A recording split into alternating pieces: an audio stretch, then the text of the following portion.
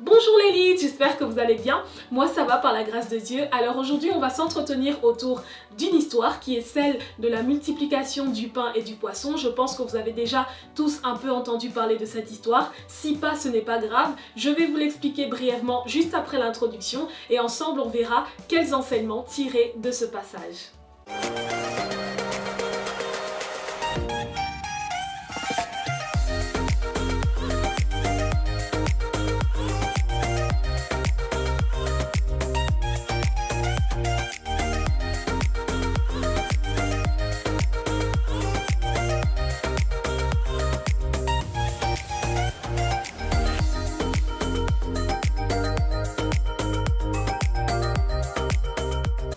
L'histoire de la multiplication du pain et du poisson est une histoire vraiment importante dans les évangiles. Elle a été relatée par les 4 évangélistes. On peut la retrouver dans le chapitre 14 de Matthieu, dans le chapitre 9 de Luc, dans le chapitre 6 de Marc et dans le chapitre 6 de Jean. L'histoire raconte que Jésus se trouvait en face de la mer de Galilée à l'approche de la Pâque et il se trouvait devant une foule qui était affamée. Après qu'on lui a apporté du pain et du poisson, il a rendu grâce, il a fait 7 prières et ensuite on a vu un miracle parce qu'en effet, le peu qu'on lui a apporté après cette prière a été multiplié jusqu'au point de nourrir tous les hommes qui étaient sur place et même d'emporter 12 paniers remplis. Ce passage de la Bible est un passage riche en informations, riche en enseignements, puisqu'on a déjà enseigné dessus, exhorté dessus, prêché dessus. On nous a parlé du principe de la multiplication, les 5 pains, les 2 poissons, le miracle, le fait qu'il y ait eu 12 paniers à emporter. Il y a tellement de principes, tellement d'informations qui peuvent découler de cette histoire. Et moi, aujourd'hui, par la grâce de Dieu, j'aimerais juste exhorter une personne, exhorter un jeune en prenant un autre pan de l'histoire et on va en parler en 2 points. Le premier point que j'aimerais aborder se trouve dans le verset 21 du chapitre 14 de Matthieu qui dit ceci: « Ceux qui avaient mangé étaient environ 5000 hommes, sans compter les femmes et les enfants. » On voit ici le nombre de personnes qui a pu profiter de ce miracle, mais il y a une précision qui est vraiment importante à mon sens. C'est lorsque en fait on zoome sur l'histoire et que là on va changer d'évangéliste et qu'on va lire la même histoire mais dans le chapitre 6 du livre de Jean. Au verset 9, il y a une précision qui est importante qui dit: il y a ici un jeune garçon, dans d'autres versions il écrit un jeune enfant, qui a 5 pains d'orge et 2 poissons. En fait, on se rend compte que le pain et le poisson que Jésus avait multipliés venaient en réalité d'un enfant. Pourtant, cet enfant, lorsqu'on lit bien l'histoire, on dit que Jésus a pu nourrir 5000 hommes sans compter les hommes et les enfants. On comprend en réalité que la base du miracle venait de cet enfant, mais qu'en réalité, il n'a pas été compté dans le comptage final. J'aimerais juste dire à quelqu'un que c'est de ceux qu'on n'a pas compté qu'est venu ce qui a compté. C'est-à-dire qu'en réalité, dans la culture juive, les femmes et les enfants étaient mis en second plan.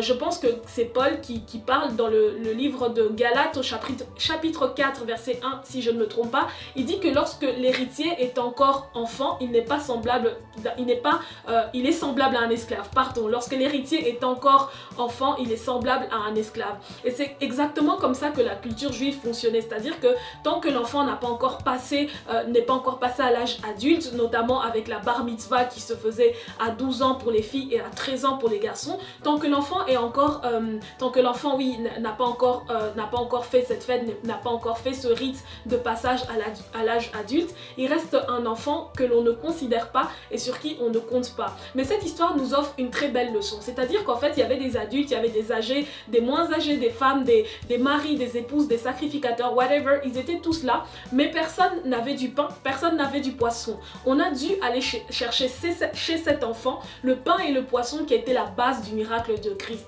C'est pour ça que j'aimerais te dire à toi, qui me suis, à toi, qui es jeune, qu'en réalité, le monde ne va pas forcément considérer ce que tu as parce que aux yeux du monde, tu es un enfant, parce qu'aux yeux du monde, tu ne vaux rien, tu n'as pas de valeur, parce que les enfants en Israël n'avaient pas de valeur juridique et n'avaient pas de valeur religieuse tant qu'ils n'étaient pas encore passés à l'âge adulte. Mais ici, dans cette histoire, on se rend compte qu'il y a une très belle leçon. C'est celle que le Seigneur veut nous montrer, c'est celle que le Seigneur veut nous faire comprendre qu'en réalité, enfant ou pas, on a tous quelque chose à apporter, on a tous quelque chose dans les mains qui peut servir comme base du miracle à la multiplication. Cette société ne va pas forcément compter sur toi, toi, l'école où tu es ne va pas forcément compter sur toi, ton entreprise ne compte forcément pas sur toi, mais c'est toi qui as la base du miracle. Aujourd'hui, si on parle de la multiplication du pain et du poisson, il y a des fresques, il y a des tableaux, il y a des peintures, il y a énormément de choses autour de cette histoire. On parle de cette histoire, mais on ne parle pas forcément du fait que ce pain et ce poisson, c'est un petit enfant qui a donné ça. Alors je répète, c'est de ceux qu'on n'a pas compté au début qu'est venu ce qui a compté à la fin. Et même si on n'a pas forcément compté sur lui, et même s'il n'a pas été repris dans le comptage final, en réalité, ceux qui comptaient venaient de cet enfant. Le deuxième point sur lequel j'aimerais attirer votre attention dans cette histoire, c'est que cet enfant avait du pain et du poisson et qu'il était le seul à avoir ce pain et ce poisson. Quand Jésus dit à ses disciples qu'il aimerait faire quelque chose pour la foule et ne pas les renvoyer sans avoir mangé, le disciple dit « mais en fait, qu'est-ce qu'on va faire puisque voilà, on n'a que 200 deniers, ce ne sera pas assez pour aller acheter de la nourriture pour tout ce peuple. » Et Jésus et après un disciple vient et lui dit « mais il y a ici un enfant qui a du pain et du poisson. » Et j'aimerais dire quelque chose à quelqu'un, c'est qu'en tant qu'enfant, moi j'ai été enfant et je pense que tu l'as été aussi, en tant qu'enfant on est souvent tenté de manger, de gaspiller, à chaque fois que maman te donne un chips, te donne un bonbon, whatever, tu le prends, tu le manges, tu le partages avec tes frères et sœurs et tu le gaspilles. Mais ça n'a pas été le cas pour cet enfant. Non seulement il avait son pain, il avait son poisson, il ne l'a pas partagé, mais il l'a gardé. C'est-à-dire qu'il était prêt à le donner pour la multiplication et surtout le disciple a pu remarquer que cet enfant au milieu de toute une foule était le seul qui avait. Je peux émettre une hypothèse. Il y avait 5000 hommes, on mentionne 5000 hommes sans compter les femmes et les enfants. Si chacun de ces hommes avait une femme ou plusieurs enfants, c'est-à-dire qu'il y avait au moins plus ou moins 10 000 personnes, plus de 10 000, 12 000, 15 000 personnes. Ils étaient tous là en ces lieux, mais Jésus a fait un miracle en se basant sur le pain et le poisson d'un seul enfant. Je me pose la question de savoir, même le disciple qui a dit il y a ici un enfant qui a du pain et du poisson, comment il a pu remarquer qu'il y avait un enfant dans toute cette foule qui avait ça?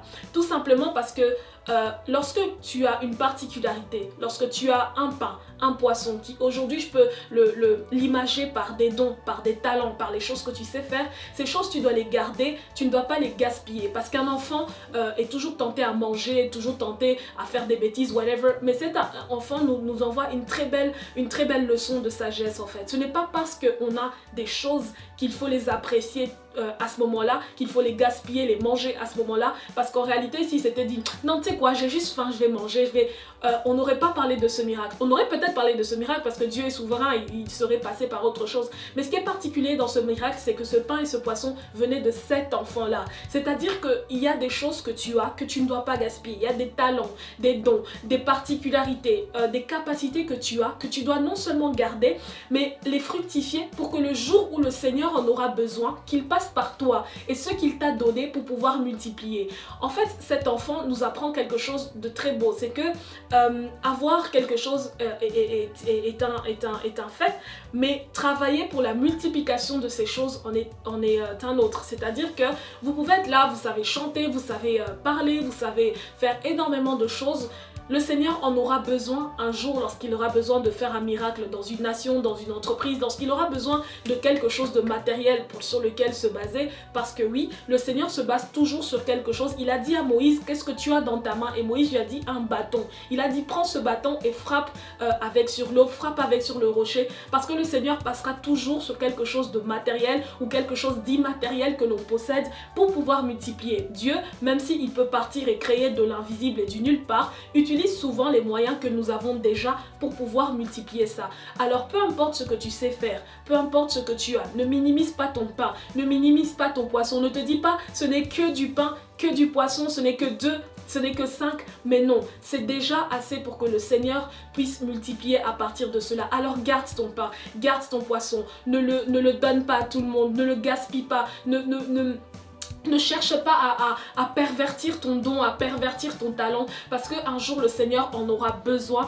pour pouvoir multiplier et nourrir la foule. La foule que nous sommes attend que toi, tu te révèles dans ce que tu es, dans ce que tu as, dans ce que le Seigneur t'a donné pour que nous tous, nous puissions en bénéficier. Si tu ne te développes pas dans ce que le Seigneur t'a donné, tu nous prives, nous, de pouvoir expérimenter la gloire de Dieu au travers de ce qu'il t'a donné. Alors garde ton pain, garde-le jalousement, ne pervertis pas ça, ne va pas distribuer, ne va pas dilapider les choses que Dieu t'a données et fructifie-le parce qu'un jour, lorsque le Seigneur voudra faire un miracle, lorsque le Seigneur voudra bénir une nation, voudra bénir le monde, on cherchera quelqu'un qui a exactement ce pain, exactement ce poisson et on viendra vers toi parce que tu es celui qui l'a. Alors, garde-le.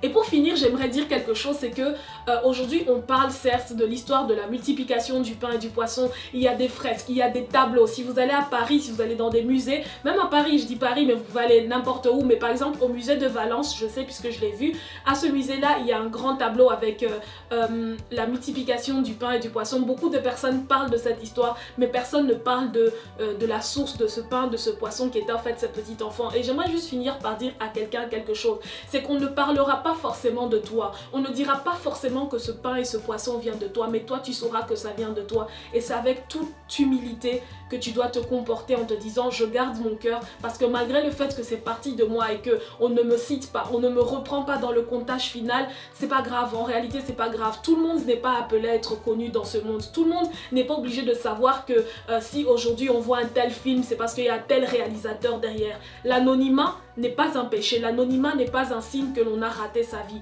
pas du tout. Cette histoire est très belle parce que cet enfant en réalité, ça venait de lui, le pain et le poisson venaient de lui. Après on dit quoi? Jésus a nourri 5000 hommes sans compter les hommes et les enfants. Moi j'allais débarquer en mode mais wesh, ce pain et ce poisson ils viennent de moi quoi, genre valorisez-moi, mettez ça quelque part, écrivez ça quelque part. La Bible est un livre très précis, à chaque fois qu'il y a un homme qui intervient, on donne son nom, on dit même fils de tel, Bartimée fils de tel, tel fils de tel. En fait, on précise toujours la ville dans laquelle la personne vient, son père, sa mère, mais ici on a juste dit cet enfant. Il s'est écoulé dans l'anonymat total. On ne saura jamais aujourd'hui quel était le nom de cet enfant, quel était son village, quelle était sa famille, mais pourtant c'est de lui qu'est partie la base de ce miracle.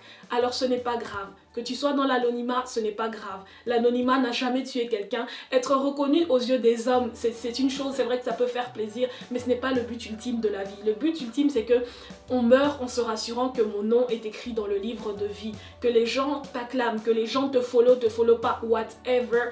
C'est vraiment le Seigneur que l'on doit satisfaire et à qui on doit plaire tous les jours de nos vies. Alors sois comme cet enfant. On viendra chercher ton pain, on viendra chercher ton poisson et ta satisfaction sera dans le fait de voir les autres être nourris, de voir les autres prospérer. Mais ne cherche pas forcément à ce que l'on crie sur ton nom en disant « Ouais, c'est de cet enfant qu'est venu le pain et le poisson ». Non, pas du tout. Garde ces choses, fructifie-les et le Seigneur en aura besoin, même si forcément tu n'es pas connu et on ne reconnaît pas que ça vient de toi.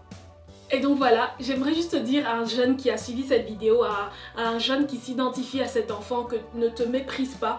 Tu as des dons, tu as des talents, tu as des capacités, tu vaux plus que ce que tu penses. Le Seigneur compte énormément sur toi, énormément. Le monde peut même oublier qui tu es, le monde peut même t'anonymiser de manière totale et flouer totalement ce que tu fais, mais ce n'est pas grave. Tu comptes pour Dieu et le Seigneur compte pour toi. On ne te reprendra pas dans le comptage initial ni dans le comptage final, mais tu comptes pour Dieu et c'est la seule chose qui est importante et nécessaire dans la vie. C'est de te rappeler que tu comptes pour Dieu, que tu as une place particulière dans le cœur de Dieu, qu'il est mort pour toi à la croix et que ce n'est pas grave, peu importe ce que le monde fait, le monde dit, le monde considère, le Seigneur a besoin de toi comme un outil, comme une arme dans ce monde. Le Seigneur compte énormément sur toi.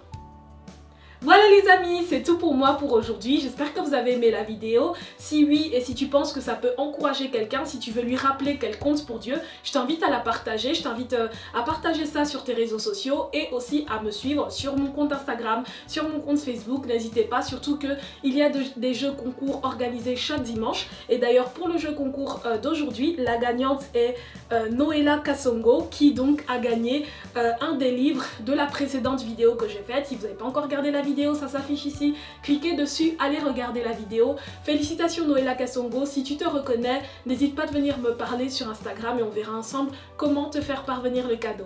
Pour ma part, c'est toujours un plaisir de me tenir devant vous, de vous parler, de vous expliquer. Il y a tellement de choses que j'ai à dire et je sais que dans cette aventure, il y aura énormément de bonnes choses qui vont en découler. Voilà, c'est tout pour moi pour aujourd'hui.